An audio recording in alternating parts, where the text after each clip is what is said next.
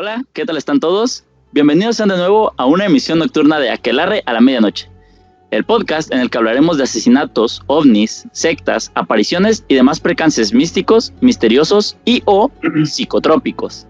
Les habla su host Eduardo y hoy me acompañan Sirius y Daniel. Hola. Ok, soy Sirius, pueden encontrarme como Sirius999 en casi todas las redes sociales. Y yo soy Dani, Dani-Aquelarre en Twitter. Yo no estuve la vez pasada, pero ya estamos. Sí, bueno, Dani es un nuevo integrante. ¿Cómo? Y ya está completo el squad, ahora sí.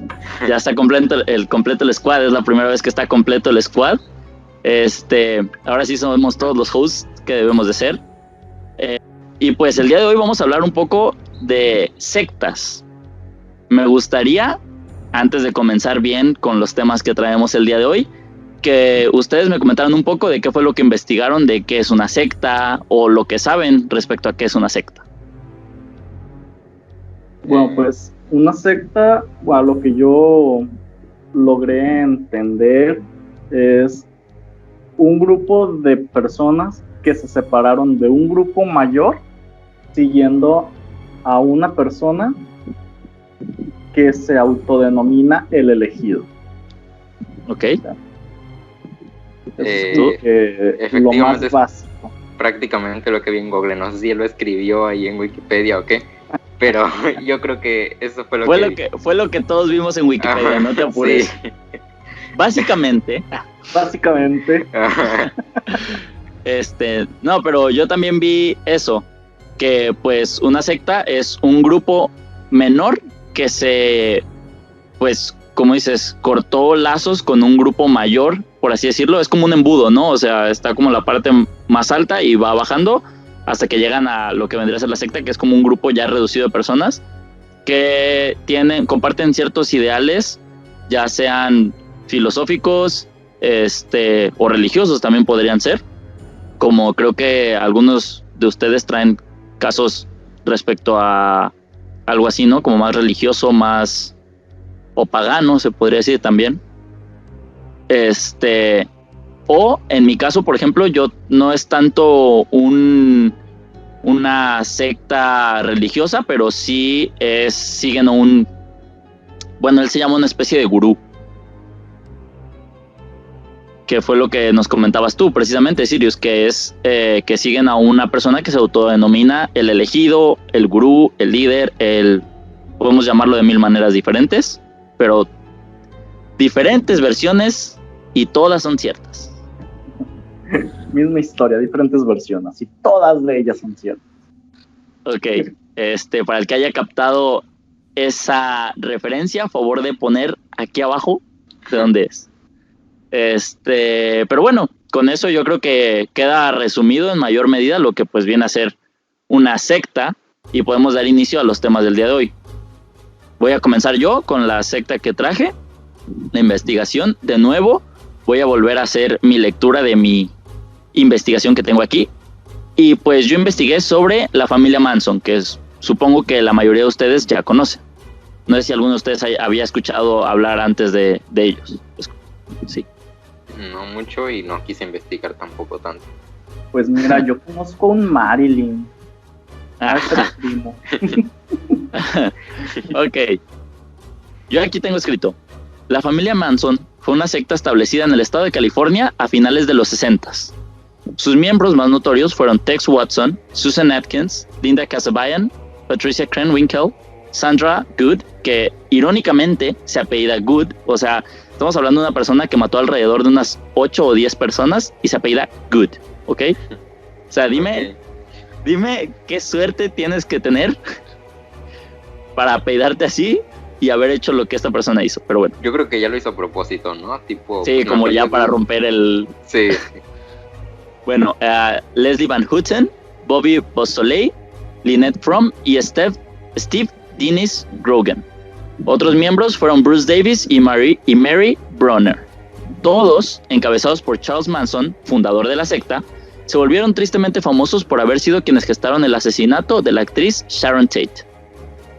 Digo, no sé si ustedes sepan quién es Sharon Tate. era una actriz muy famosa. Yo, la verdad, pues Daniel y yo, al menos, supongo que tú tampoco, ¿no, Sirius? No nos tocó así haber escuchado de ella.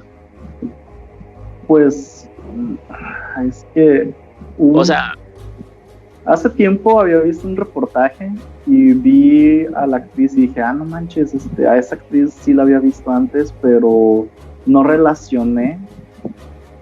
Sí, digo, supongo, es un caso tan conocido que yo creo que a lo mejor todos hemos escuchado acerca de Sharon Tate, pero no como tal nos tocó haber disfrutado así de decir, por ejemplo, no.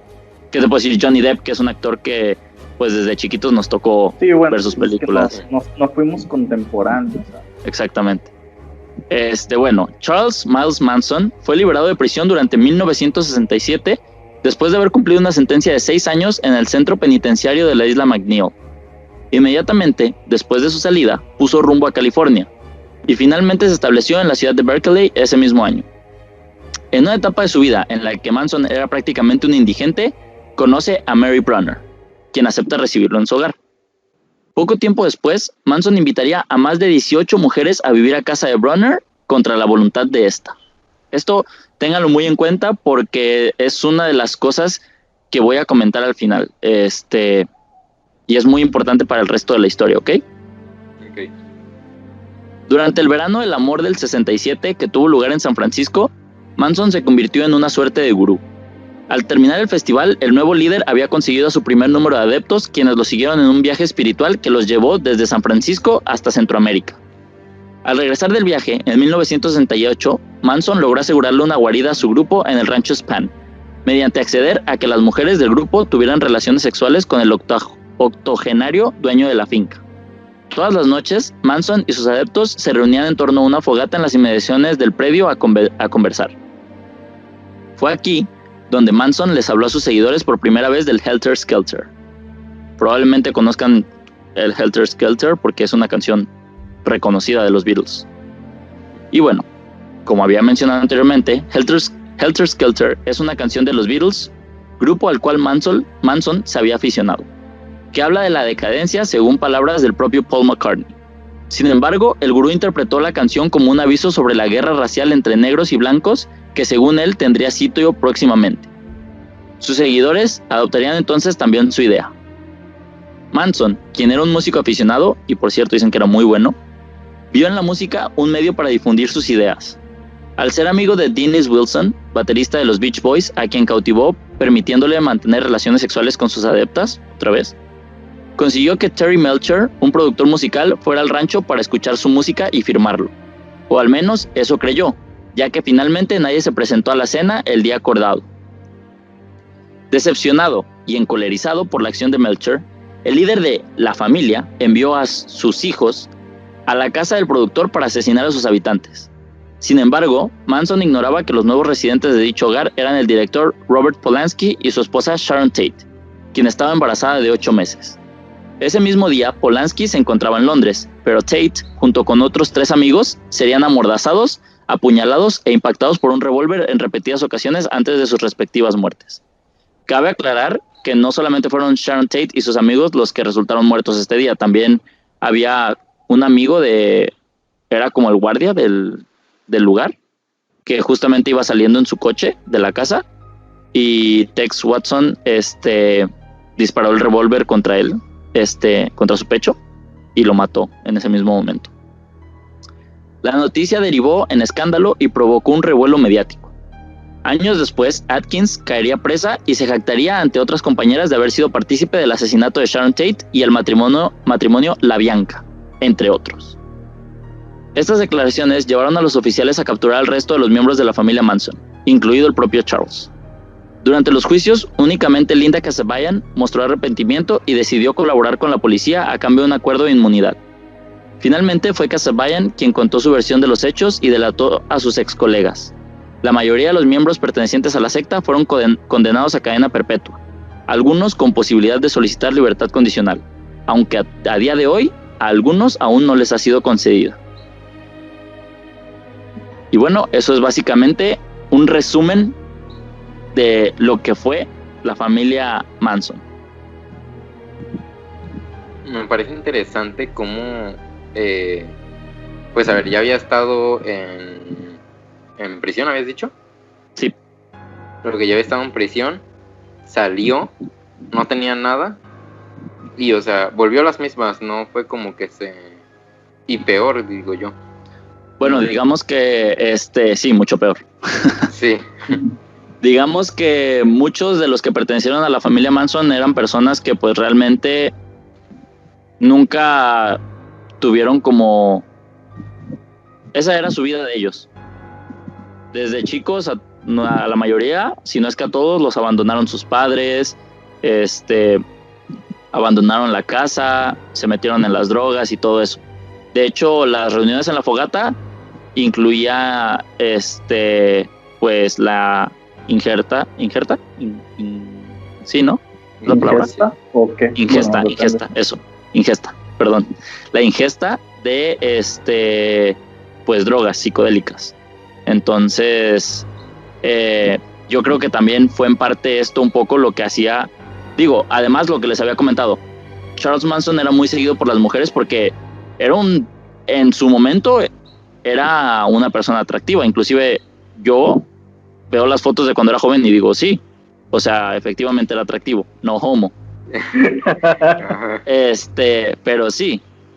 Entonces, es como que un papel muy importante. Si se fijan, cómo cautivaba a él, pues tenía un carisma nato, digamos, porque pues mucha gente lo seguía, y además pues él sabía utilizar a sus adeptos a su favor. De hecho, Charles Manson nunca pudo ser condenado por ningún asesinato, porque él técnicamente no lo realizó. Sí. Pero pues sí les decía cómo hacerlo.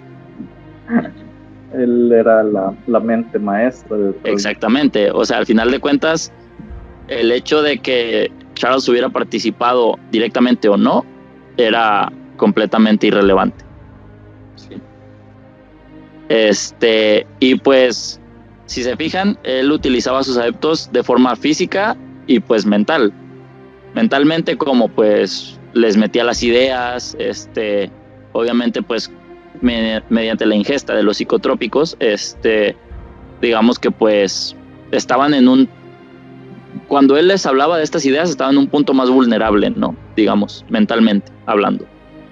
Y pues físicamente, pues básicamente era un proxeneta, porque a Dennis Wilson y al dueño del rancho Span, los convenció mediante servicios sexuales. Sí, se supo como que aprovechar todos sus recursos, lo supo aprovechar al máximo. Exactamente. Y lo que me parece interesante es, si se fijan, su forma de ver la vida, porque, bueno, yo creo que mucho tuvo que ver el trasfondo en el que vivió, ¿no? Le tocó vivir los 60s, que era, pues, la época de los hippies, estuvo obviamente plagado por todo eso, y realmente, la secta era una comuna hippie, se podría decir, de la forma en la que vivían en el rancho y todo eso. Y se nota claramente que, pues, Manson estuvo muy, digamos, como rodeado de esta cultura y se vio afectado o, no afectado como tal, porque afectado no es la palabra, pero sí se podría decir que como se vio influenciado exactamente por la misma cultura y todo eso. Y me parece interesante, no me parece interesante su idea del Helter Skelter, porque pues obviamente suena ilógico, ¿no? Una guerra racial entre negros y blancos simplemente por el color de piel. Sí. En estos tiempos. Te diré. En estos tiempos. Pero digamos que me parece interesante que él haya encontrado como en la música ese puente para, pues, a lo mejor haber esparcido sus ideas. Si no hubiera sido un loco, hubiera sido un muy buen músico, o al menos eso es lo que dice la mayoría. Sí, pues se dice que tenía muy buena música. Sí, de hecho se dice que grabó un disco, pero pues nunca lo sacaron a la venta. No, pues el disco del loco. Quedaría bien. Sí, o sea, ya estaba dañadito. Sí. Algo que comentar respecto a la familia en general, o sea, el grupo en general. Pues en realidad Bueno, es que como que mencionaste mucha gente y bueno, yo en un principio me imaginé que iban a tener como más relevancia, por así decirlo, o sea, más que tal persona hizo tal cosa y así. Es que todos tienen relevancia, realmente, por ejemplo, tipo Tex Watson, Susan Atkins y esta Van Houten, Leslie Van Houten, son como que los nombres que más suenan, porque ellos son los que estuvieron implicados en el asesinato de la Bianca, y Tex Watson y Susan Atkins, creo, también estuvieron involucrados en el de Sharon Tate. También tiene relevancia Kasabian, porque pues fue la que al final de cuentas los delató. Y pero Kasabian nunca realmente fue como una persona importante dentro de la secta, digamos, porque inclusive ella misma nunca participó directamente en un asesinato. Ella era la única que tenía una licencia de conducir vigente que podía ser utilizada, porque los demás ya habían sido arrestados y todo. Entonces pues obviamente en Estados Unidos les prohíben muchas cosas al momento de que te arrestan, pues es como si empezaras de cero, por así decirlo. Sí. Y entonces ella era la única que tenía la credencial, la licencia de conducir vigente. Entonces era la que los transportaba, pero realmente ella de forma, digamos, activa nunca participó en los asesinatos. Sí, y es que se nota, o sea, eso de que no estaba como muy dentro, por así decirlo, muy convencida.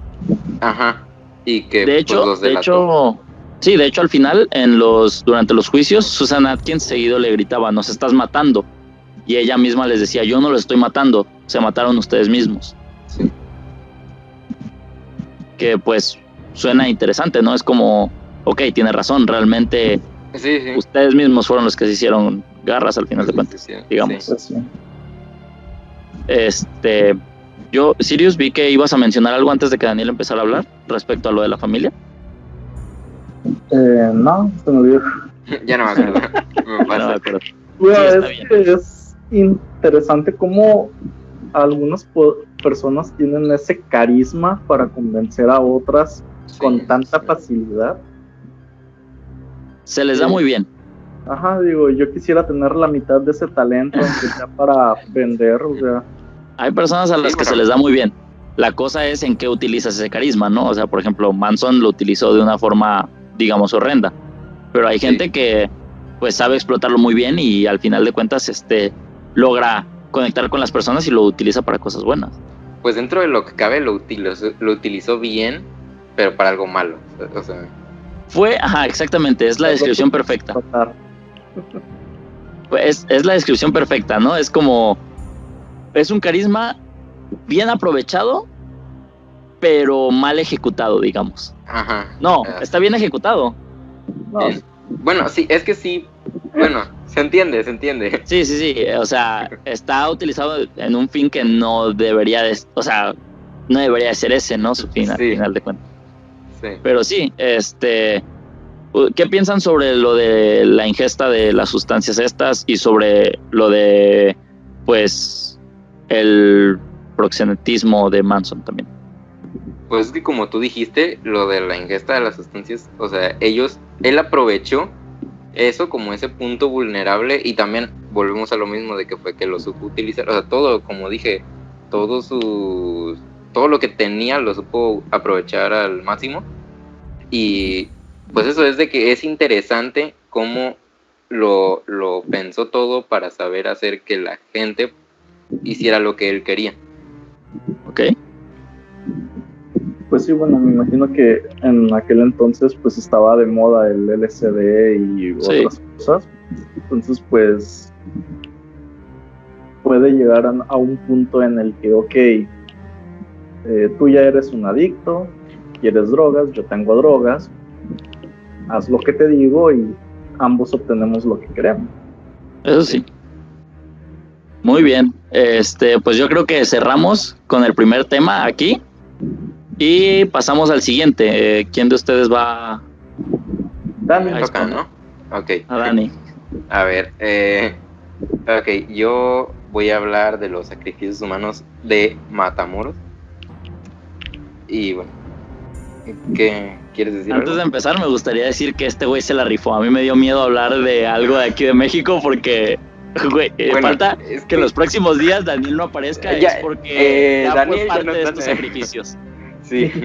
No, bueno, pero esto fue hace 30 años. Yo creo que ya, suficiente. Ok, bueno. Han de Voy haber a tenido empezar. hijos. Sí, yo creo que ya. Yo creo que ahí acabó, ya. Esperemos. Ok. El 9 de abril de 1989, David Serna Valdés, un joven de 22 años, conducía una camioneta en la carretera que conecta a Matamoros con Tamaulipas, cuando de pronto se topó con un cerco policial que lo detuvo para hacer una revisión rutinaria del vehículo. En el interior encontraron restos de marihuana y una pistola calibre 38, motivos suficientes para detenerlo. Luego de unas horas de interrogatorio, confesó que pertenecía a una secta ocultista de magia negra, en la que se mezclaban transacciones de narcotráfico con rituales en los que se sacrificaban inocentes que eran elegidos al azar. A ver, ¿qué pasó? Es la frase que estaba esperando. Es como la descripción perfecta de sectas en México, ¿sabes? No Sí, podía sí. haber una secta de sacrificios humanos en México sin que estuviera, o sea, sin que hubiera crimen, o sea, No, digamos, es que no. es México. Sí, ok. Bueno, la policía de Matamoros interrumpe en el rancho Santa Elena. Los 110 kilos de marihuana que allí encuentran son el menor de los problemas. Adentro hay un caldero de hierro que despide un hedor imposible de respirar. En su interior hay sangre seca, un cerebro humano, colillas de cigarro, 40 botellas vacías de aguardiente, machetes, ajos y una tortuga asada. El horror Qué rico. continúa. Los... Ya, perdón. mientras come. El horror continúa. Los alrededores de la casa resultan ser una fosa común, una especie de catacumba con 12 cadáveres ocultos y apilados, todos descuartizados y sin cerebro ni corazón. Los detenidos en el rancho confesaron a la policía judicial que ellos habían cometido todos estos asesinatos, pero también dijeron que una sola persona había dado las órdenes: Adolfo de Jesús Constanzo, un norteamericano hijo de refugiados cubanos que practicaba la santería. Deseoso de incrementar su popularidad y ganar más poder, comenzó a efectuar sacrificios en sus rituales para darles un toque de sensacionalismo y espectacularidad. Siempre lo asistía a una joven divorciada que terminó siendo su musa y amante, Sara Aldrete, estudiante de antropología de la Universidad de Texas, a quien conoció casualmente en un café. Ella misma declaró haber torturado a algunas víctimas, entre ellas Gilbert Sosa, un traficante de drogas al que manipuló para que él mismo se colgara de una soga atada a su cuello con las manos libres para que al menos intentara salvar su vida. Luego ordenó que lo sumergieran en un barril de agua hirviendo mientras le cortaban los pezones con unas tijeras. Adolfo explicaba que los ingredientes milagrosos para poner en un caldero era la sangre y algunos miembros humanos mutilados, de preferencia los cerebros de criminales o de locos. Lo ideal era que estos fueran de individuos de raza blanca, porque supuestamente eran más influenciables por el verdugo. Constanzo hacía mucho énfasis en este punto, porque, según el culto, para el victimario la tortura a la víctima era un factor muy importante. El alma del sacrificado debía aprender a temer a su verdugo por toda la eternidad y así quedar sujeta a él para siempre. El rito concluía cuando los participantes bebían la sopa del caldero, pues creían que les daba todo el poder deseado por los criminales. Ahí lo de Sirius que decía que qué rico. Cuando la policía irrumpió en Santa Elena, capturó casi toda la cúpula de la secta, pero no encontró allá a Constanzo. A partir de ese momento, más y más miembros fueron detenidos.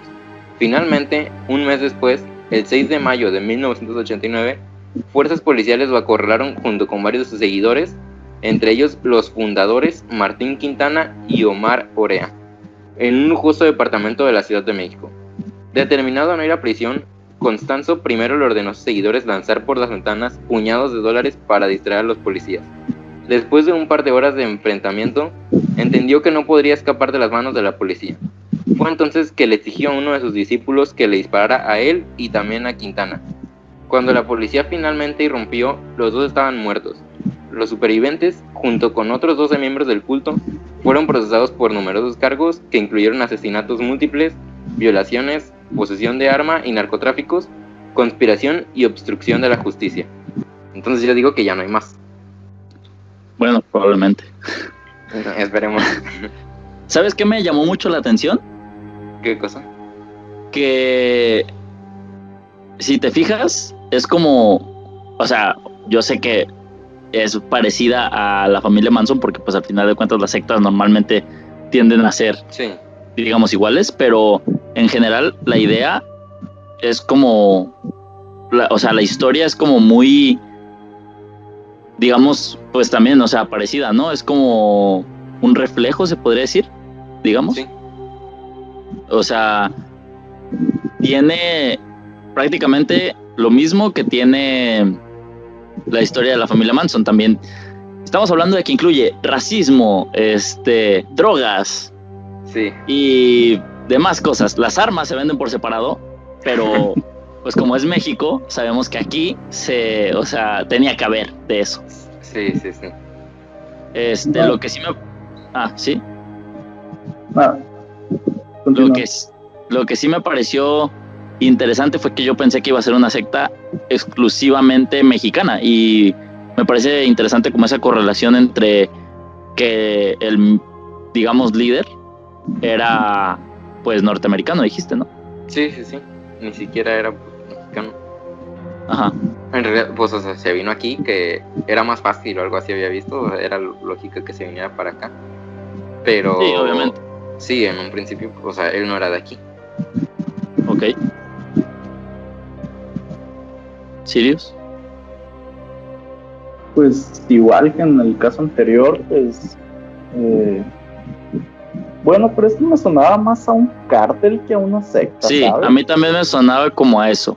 Es como, sí tenían esa parte de, digamos que sí eran una secta, porque al final de cuentas tenían un líder y todo, pero sí sonaba más como un cártel que a una... Tenían estos ritos que pues sí eran... Sí, sí, o sea, es lo que los hace la secta, pues, los ritos Sí. estos, que en realidad eran para, no sé si lo conté o no, pero había visto que lo hacían como para mantenerse, tener suerte de que la policía no los atrape.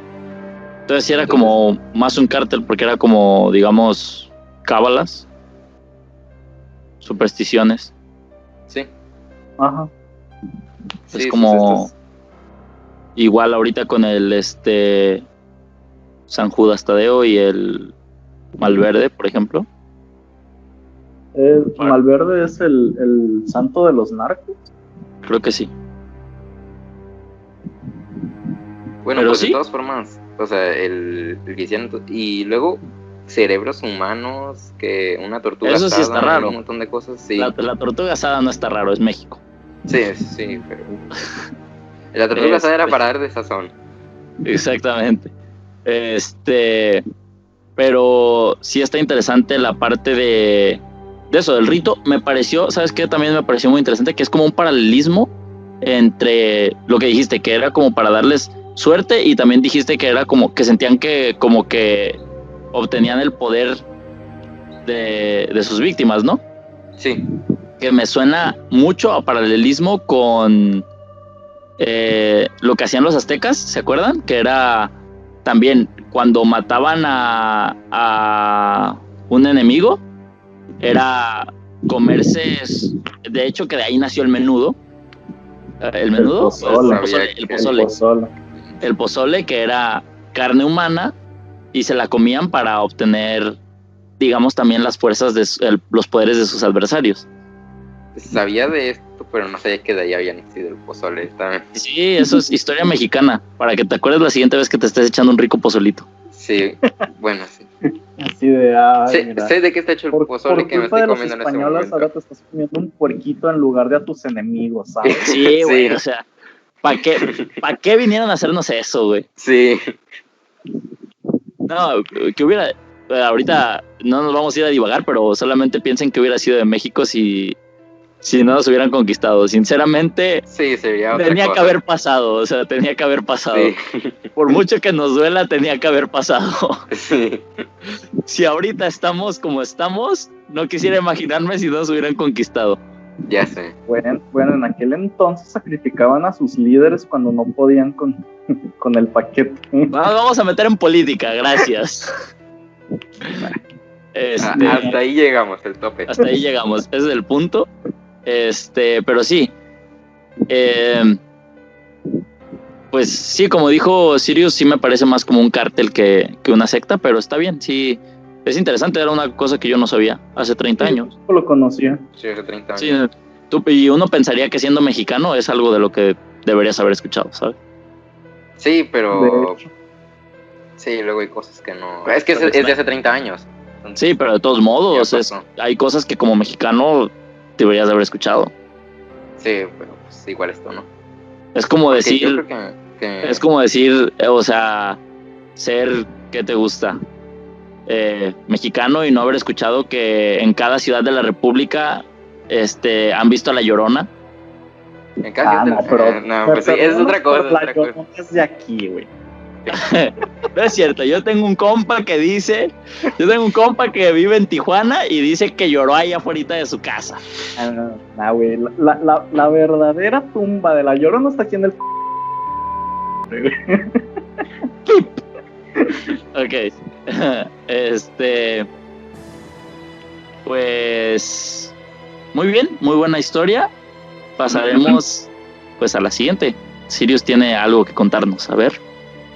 Yo traigo a la secta de el Templo del Pueblo de los Discípulos de Cristo, que no tiene nada de cristiano, la verdad. Bueno, este movimiento fue fundado en Norteamérica en 1955 por el pastor Jim Jones en Indianápolis, Indiana. El Templo del Pueblo fue una secta destructiva por los asesinatos cometidos. Ajá. ¿Con Norteamérica te refieres a Estados Unidos? Ajá. Okay. Sí. Sí, pero después emigraron a Guyana y ahí hicieron otra vez. Ok, ya sé de cuál hablas. Sí. Bueno, el templo fue conocida por los asesinatos cometidos y por un suicidio colectivo de la mayoría de sus miembros. Para que vean lo que hace.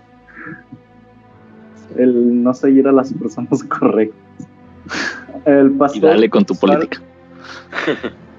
¿Qué? Ya, sigue. Hoy se está metiendo. Sigue. Chingada madre, pinches vatos castrosos. Bueno, el pastor utilizó al templo para difundir un mensaje que combinaba elementos del cristianismo con el comunismo y el socialismo. Ok, sí, ya me metí a la política. Ahí sí, yo también me meto. Y igualdad racial. Hasta eso era una secta un poco extraña porque hasta cierto punto tenían como que muchas libertades y muchos características que otras personas no, en otras sectas, religiones y demás no tenían. Literalmente ellos podían entrar y salir de la secta cuando querían. No sé, bueno, está interesante. Bueno, en los años 70, 60, el Templo del Pueblo tenía una membresía de entre 5,000 y entre 3,000 y 5,000 miembros, y también mantenían contacto con varios políticos de izquierda, entre ellos el concejal Harvey Milk y la activista de derechos civiles Angela Davis.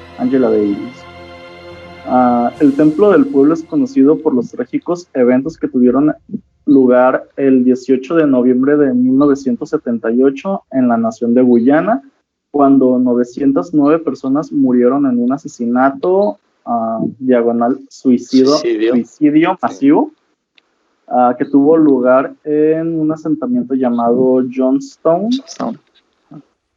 La secta también fue responsable de los asesinatos del congresista estadounidense Leo Ryan, de los miembros de la delegación visitante. Los asesinatos tuvieron lugar cerca de la pista de aterrizaje de Puerto de Kaituma.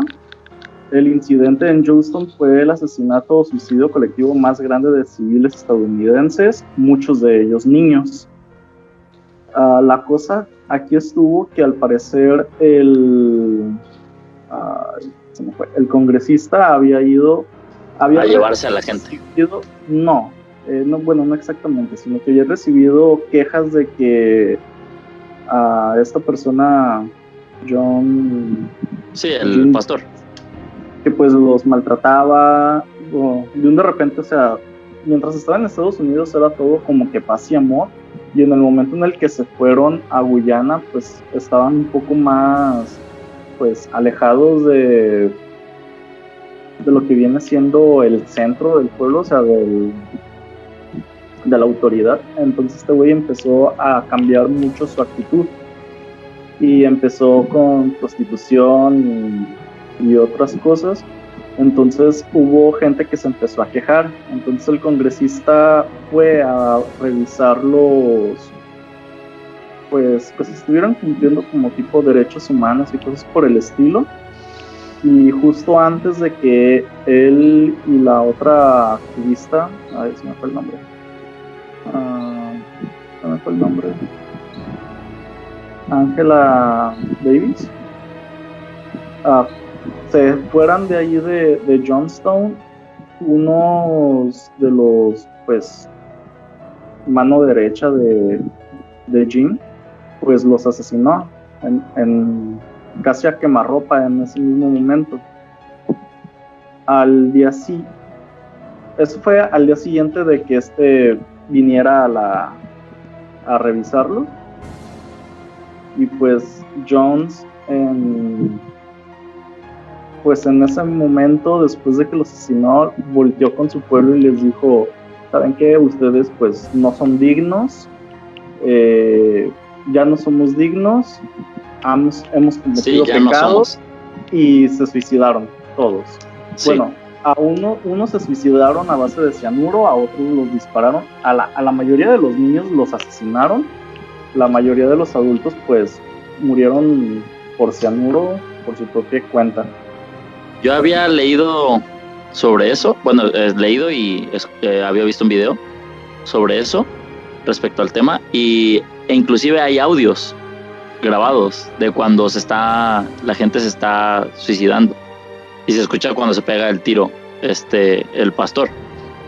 Lo que sí me parece interesante recalcar es que son los 60s, y al contrario de lo que podemos ver como en la historia de Dani y la mía, que son como paralelas, esta se ve como muy, eso es como la contraparte, ¿no?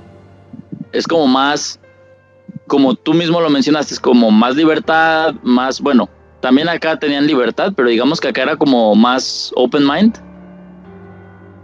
porque fue lo que mencionaste, era igualdad, todo este tipo de, digamos que era como un país en pequeño, ¿no? Porque básicamente se podría decir que él era como su presidente y todos hacían, porque al final de cuentas la economía la movía él, según lo que yo tengo entendido. O sea, en Johnstown tenían agricultura y todo eso, y ya él era el que se encargaba de estar produciendo el dinero. Así es. Entonces me parece muy interesante ese tema, porque me gustaría poder adentrar más a fondo dentro de él, pero ya estamos llegando a los 40 minutos y hay que empezar a cerrar. Pero me parece, es un tema muy interesante. Me gustaría tal vez en algún otro video volverlo a tocar para entrar más a fondo. Pero sí, lo que me parece más interesante es ese cambio de actitud que dices. Es como mucha libertad, muy jiji, jaja. Y llega el punto en el que es como, ¿sabes qué? Tenemos que suicidarnos, y los que no se quisieron suicidar los matamos, y a los niños ni siquiera les dijeron lo que iba a pasar, simplemente fue como, tómate porque ni siquiera les dieron el cianuro puro, se los dieron como disuelto, según yo, en una bebida, y fue como, pues te vas a tomar esto, y a los niños era como, por así decirle, a un niño ahorita, tómate esto, es refresco, y pues no era refresco. Entonces, sí es un tema muy interesante. Te digo, me gustaría entrar más dentro de él, pero ya estamos llegando al tiempo, así que yo creo que cerraremos rápido con este tema. No queda mucho más que decir, tú ya lo dijiste prácticamente todo, yo creo. Y eso me parece, es lo que le estaba comentando hace rato, cómo una persona se puede meter dentro de la mente de los demás y hacerlos, porque muchos se suicidaron por, digamos, por voluntad propia. Sí. Sí, porque realmente ya no se creían dignos de... Exactamente. Y volvemos a lo mismo, es qué tanto se puede meter una persona dentro de la cabeza de alguien más. Persona Sí. / institución. Ahora sí yo me estoy metiendo en política. No política exactamente, pero ya saben a lo que me refiero. Pues fue prácticamente el resumen de hoy. Es muy poderoso como tú puedes meter Sí, en la mente de los demás. Lo que me parece curioso de este último caso de que nos presentó Sirius es que, curiosamente, según a lo que yo recuerdo, esta persona no tenía mucho carisma. Era más como, se las vendía como una especie de líder religioso, ¿no? Es como un redentor, se podría decir, pero realmente carisma no tenía. No, es que ya es diferente en ese caso. Pero bueno, entonces cerramos rápidamente con el tema, con este último tema, por lo mismo que les comento respecto al tiempo. Y pues cerramos, yo creo, porque pues fueron historias muy interesantes. No sé qué les hayan parecido a ustedes, las tres me parecieron interesantes. Sí, a mí también todo. Sí, estuvo chido. Y lo que me gustó es que ahora sí se mantuvo 100% real, fueron hechos. No fue, como por ejemplo la vez pasada que yo traje la historia de Charlie Noonan, que ni siquiera fue, se podría decir que era más como un creepypasta que otra cosa, por lo mismo de que no había tanta información, pero ahora todo esto lo pueden comprobar ustedes. Si van a Wikipedia pueden encontrar todo respecto a lo que hablamos aquí. Podrían enterarse más a fondo respecto a lo que dijimos, comentamos y todo eso. Y pues los invitamos a que lo hagan. Sí, porque sobre todo eran resúmenes. Sí, eran resúmenes más que nada. Ahí pueden ustedes encontrar bien toda la información. Pero bueno, recomendación de la semana antes de irnos. Supernatural. Voy a dejar que Dani empiece, por favor. Ahora entenderán qué fue lo que pasó la recomendación de la vez pasada.